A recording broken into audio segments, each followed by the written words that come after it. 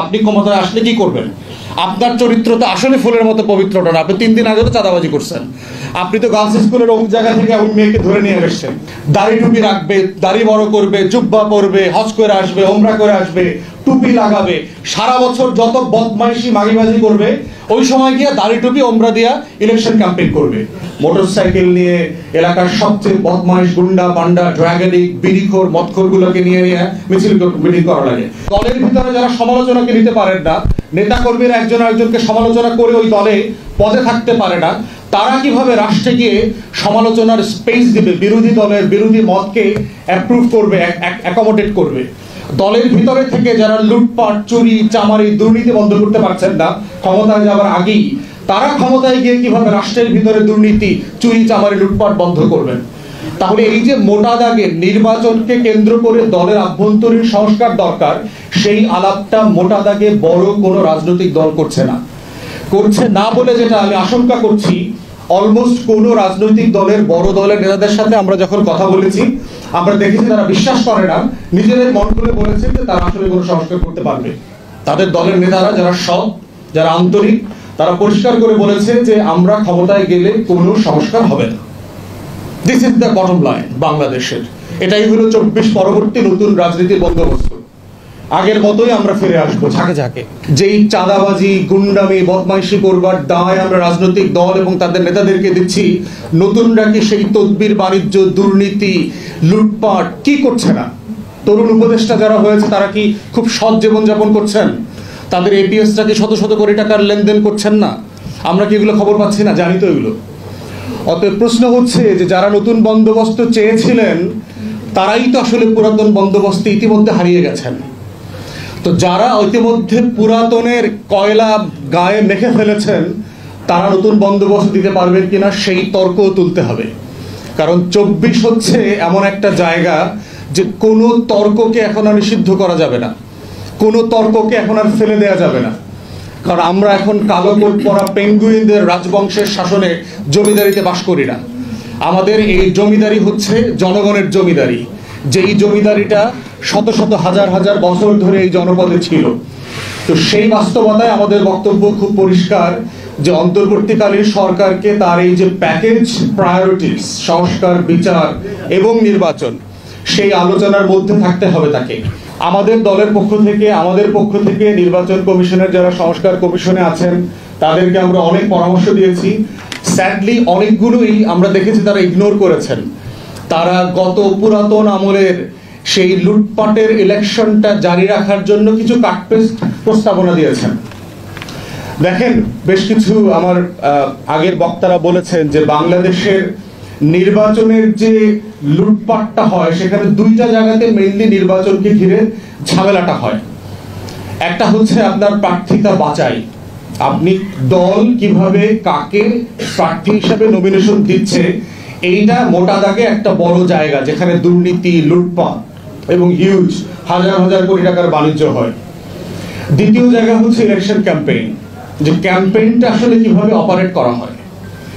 এখন দেখেন, আমরা সবাই জানি যে একটা ইউনিয়ন পরিষদের চেয়ারম্যান মেম্বার উপজেলা পরিষদের চেয়ারম্যান হবার জন্য আপনার কোটি কোটি টাকা দলগুলোকে দিতে হয়েছে এর আগে, এবং এটা যে আগামীতে দিতে হবে না তার কোনো নিশ্চয়তা চরিত্রের পরিবর্তন আমরা এখনো দেখতে পাচ্ছি না। নিশ্চিত দিতে হবে, যেহেতু আওয়ামী লীগ মাঠে নাই এবং দলীয় টিকিট পাওয়া মানেই হলো বিজয় মাল্লা। তো এই বিজয় মালার জন্য এখানে লটারি গ্যাম্বলিংটা আরো বেশি হবে এখানে, কারণ এখানে আর কোনো কম্পিটিশনই নাই। টিকিট পাওয়ার সাথে সাথে আপনি বিজয়ী হয়ে গেছেন এটাই ধরে নেওয়া হবে। তাহলে সেইখানে দলগুলোর ভিতরে এত এত সংস্কারের ঘিরে দেখবেন বাংলাদেশের রাজনৈতিক দলগুলোর নিজেদের ভিতরকার আভ্যন্তরীণ সংস্কারের আলাপ নাই। যারা বলছে যে আমরা এত দফা দিয়েছি তত দফা দিয়েছি, আমরা এই সংস্কার চাই সেই সংস্কার চাই, তারাই দেখবেন নিজেদের দলের ভিতরে গণতন্ত্র নেতা নির্বাচন সমালোচনা সেগুলো নিয়ে তারা আলাপ তুলছে না। তারা সংবিধানের আর্টিকেল 70 নিয়ে খুবই কনসার্ন, তারা এটা সংশোধন করবেন, কিন্তু তার দলের পাড়ায় পাড়ায় মহল্লায় মহল্লায় যে হাজারটা আর্টিকেল 70 রয়ে গেছে সেটা নিয়ে তারা কনসার্ন না। তাহলে দলের ভিতরে আর্টিকেল 70 রেখে রাষ্ট্রে সংবিধানে আপনি আর্টিকেল 70 কিভাবে বদলাবেন? এটা তো সিম্পলি প্র্যাকটিক্যাল না। দলের ভিতরে যারা গণতন্ত্রের চর্চা করেন না, তারা রাষ্ট্রের ক্ষমতায় রাষ্ট্র কিভাবে গণতন্ত্র দেবেন? দলের ভিতরে যারা সমালোচনাকে নিতে পারেন না, নেতা কর্মীরা একজন আরেকজনকে সমালোচনা করে ওই দলে পদে থাকতে পারে না, তারা কিভাবে রাষ্ট্রে গিয়ে সমালোচনার স্পেস দিবে, বিরোধী দলের বিরোধী মতকে অ্যাপ্রুভ করবে, অ্যাকোমোডেট করবে? দলের ভিতরে থেকে যারা লুটপাট, চুরি, চামারি, দুর্নীতি বন্ধ করতে পারছেন না ক্ষমতায় যাওয়ার আগেই, তারা ক্ষমতায় গিয়ে কিভাবে রাষ্ট্রের ভিতরে দুর্নীতি, চুরি, চামারি, লুটপাট বন্ধ করবেন? তাহলে এই যে মোটা দাগে নির্বাচনকে কেন্দ্র করে দলের আভ্যন্তরীণ সংস্কার দরকার, সেই আলাপটা মোটা দাগে বড় কোনো রাজনৈতিক দল করছে না বলে যেটা আমি আশঙ্কা করছি, অলমোস্ট কোনো রাজনৈতিক দলের বড় দলের নেতাদের সাথে আমরা যখন কথা বলেছি, আমরা দেখেছি তারা বিশ্বাস করে না, নিজেদের মন খুলে বলেছে যে তারা আসলে কোনো সংস্কার করতে পারবে। তাদের দলের নেতারা যারা সৎ, যারা আন্তরিক, তারা পরিষ্কার করে বলেছে যে আমরা ক্ষমতায় গেলে কোনো সংস্কার হবে না। This is the bottom line বাংলাদেশের। এটাই হলো 24 পরবর্তী নতুন রাজনীতির বন্দোবস্ত। আগের মতোই আমরা ফিরে আসবো ঝাঁকে ঝাঁকে। দ্বিতীয় জায়গা দেখেন যে আপনার মনোনয়ন হয়ে গেল, এখন ইলেকশন ক্যাম্পেইন। আমরা বলেছিলাম যে আমাদের পক্ষ থেকে যে ইলেকশন ক্যাম্পেইনটাকে টোটালি ইলেকশন কমিশনকে দিয়ে অপারেট করেন, স্পন্সর করেন। ইলেকশন ক্যাম্পেইনে মোটা দাগে কয়েকটা খরচ আছে। একটা খরচ হচ্ছে যে আপনার পোস্টার করতে হয়, ব্যানার করতে হয়, ফেস্টুন করতে হয়, লিফলেটিং করতে হয়, এই রোড শো করতে হয়, ঝাঁকে ঝাঁকে মোটরসাইকেল নিয়ে এলাকার সবচেয়ে বদমাইশ, গুন্ডা, পান্ডা, ড্রাগনিক, বিড়িখোর, মদখোর গুলোকে নিয়ে মিছিল মিটিং করা লাগে। এবং কদিন পর এমনও হইতে পারে যে আমাকেও দেখবেন এগুলো করতেছি। সিম্পলি এটাই রিয়েলিটি, যে আমি 100 মোটরসাইকেল নিয়ে রোড শো করতেছি, আমার এখন টাকা নেই এগুলো করতে পারতেছি না, ইলেকশনে নামলে এগুলো আমারও করতে হবে। তখন আপনারা আবার বলবেন যে ভাই আপনি তো পারলেন না তো আলাদা হইতে। ভাই কয়লার ভিতরে কিভাবে আলাদা থাকবো? বাস্তবতা তো সেটা। তো সেই বাস্তবতায় বলছি যে আপনার এই টোটাল ক্যাম্পেইনটাকে যদি ইলেকশন কমিশন হোস্ট করে, যে একটা সিঙ্গেল পোস্টার হবে, ইলেকশন কমিশন নিজের টাকায় ব্ল্যাক এন্ড হোয়াইট একটা পোস্টার করে দেবে, এক্স দলের নাম প্রার্থী মার্কা, ওয়াই দলের নাম প্রার্থী মার্কা, এবিসিডি দলের নাম প্রার্থী মার্কা, একটা পোস্টার হবে।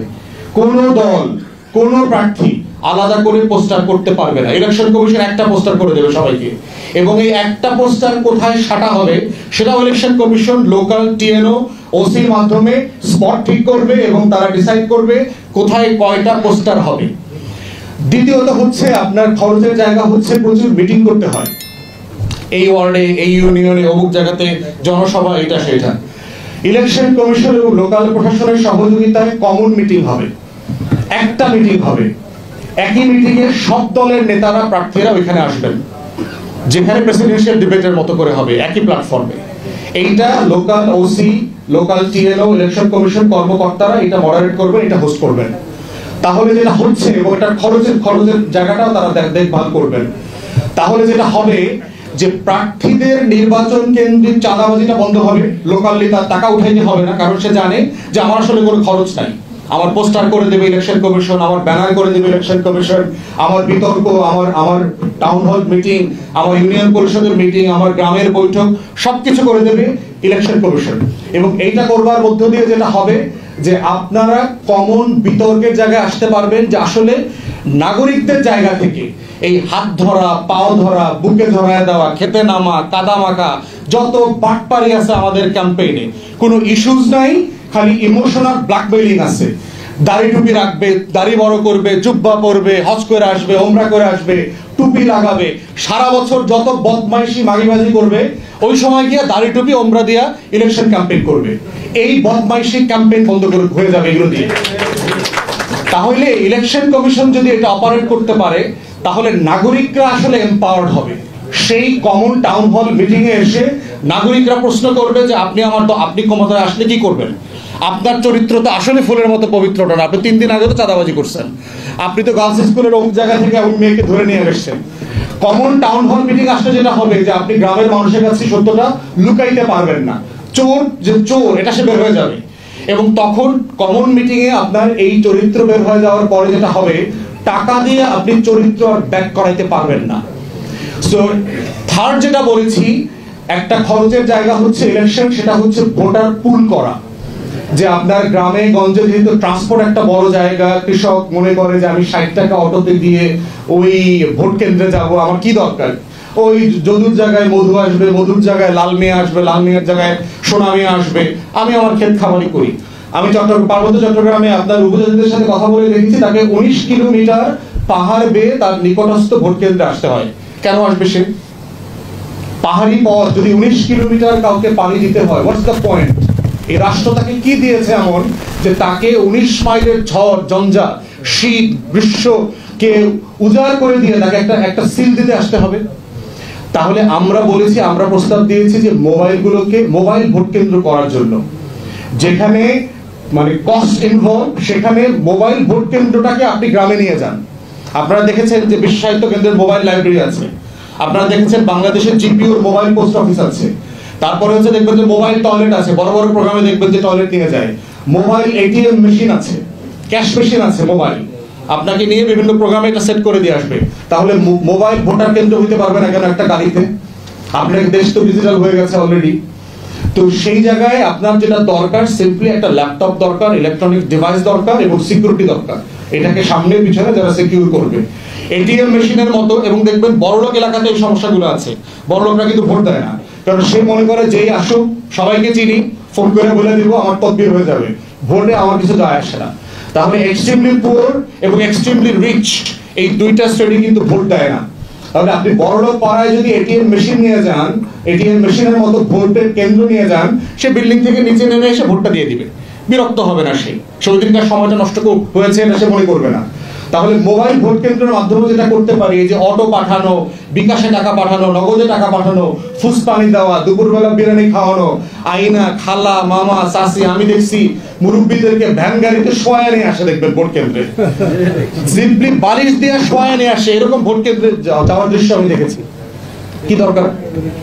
এবং আমি বিভিন্ন জায়গায় নির্বাচিত প্রতিনিধিকে জিজ্ঞেস করেছি, যদি আপনি ফুসপানি না খাওয়াইতেন, যদি নগদ বিকাশ না দিতেন, যদি গাড়ি না পাঠাইতেন, কত শতাংশ ভোট আসতো? অধিকাংশ নির্বাচিত প্রতিনিধিরা বলেছে 10 থেকে 20% বেশি বাংলাদেশে ভোট পড়তো না। This is a reality. তাহলে বাংলাদেশ রাষ্ট্রের ভোটের সমস্যা নির্বাচন ইটসেলফ না, এখানে ভোটার নাই। এখানে আপনার তালিকাতে 12 কোটি 45 লক্ষ মানুষ আছে, কিন্তু চিন্তার ভোটার এখানে নাই এদেশে। তাহলে বাংলাদেশ রাষ্ট্রের সংস্কারের জায়গাটা হচ্ছে এদেশের বাসিন্দাদেরকে নাগরিক বানানো এবং এদেশের তালিকাভুক্ত ভোটারদেরকে চিন্তার ভোটার বানানো, যারাই শুধুমাত্র ব্যালটে গেলে পরে দেশ বদলে যাবে, ভালো প্রার্থী নির্বাচিত হবে। ধন্যবাদ সবাইকে, সালাম আলাইকুম।